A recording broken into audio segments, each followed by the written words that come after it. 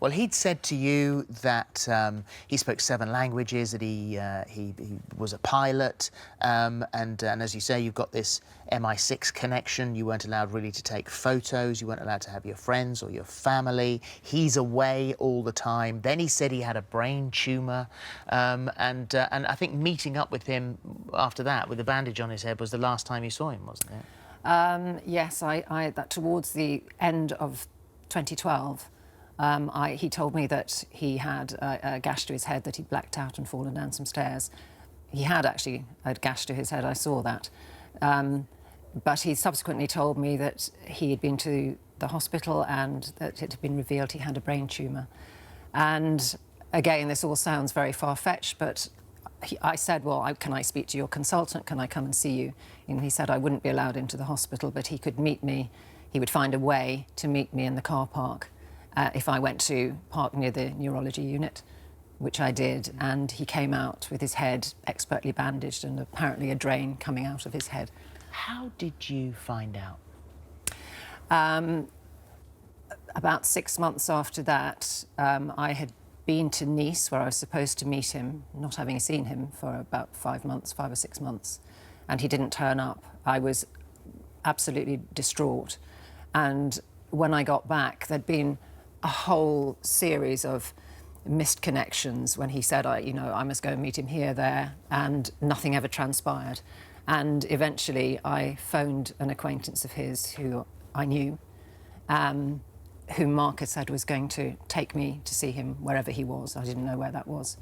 And this person knew nothing about it, and we arranged to meet. And that was a couple of days later. And he told me what he had discovered, and he had discovered who he was. And he then got arrested in Spain. He was jailed for 3 years on a separate scam under the name of Mark Ross Rodriguez. And I think his passport photograph was sort of readily available from there.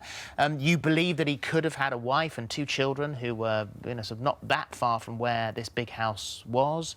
And you have no idea how many other women he did this to. I have no idea. And I know that initially you were quite upset with the police because they didn't take it very seriously, but it's being taken very seriously now, isn't it? At last, and thank goodness for that. But it has been 3 years, a very long haul, and actually I feel that the last 3 years have been not as stressful as the previous 18 months, but it's very, very difficult as a victim of a scam like this to have the pressure, the aftermath of it. Yes, of course. Well, you must be. How does it affect your trust? Your relationship with other people. Knowing and picking your life up, having lost your entire life savings. It's very, very difficult, I can tell you. And the only reason really that I'm still here is because of my daughters. Yeah.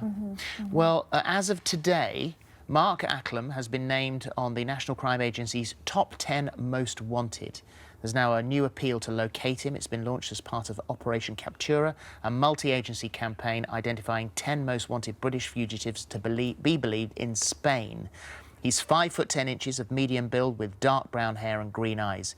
If you've got any information about the whereabouts of this con man, please contact police via 101 and quote reference 7429713. And the police say these offences are being treated as fraud by false representation. In June 2016, we obtained a European arrest warrant for Mark Richard Acklam, who is believed to be in Spain. We continue to work with a number of organisations, including the National Crime Agency and Spanish authorities, in order to locate and arrest Mark Acklam as soon as possible. And, of course, if you recognise that face, if you have a similar story, then contact the police, because I'm sure they'll want to build up a picture. Thank you for coming in today. Thank you very much. Thank you.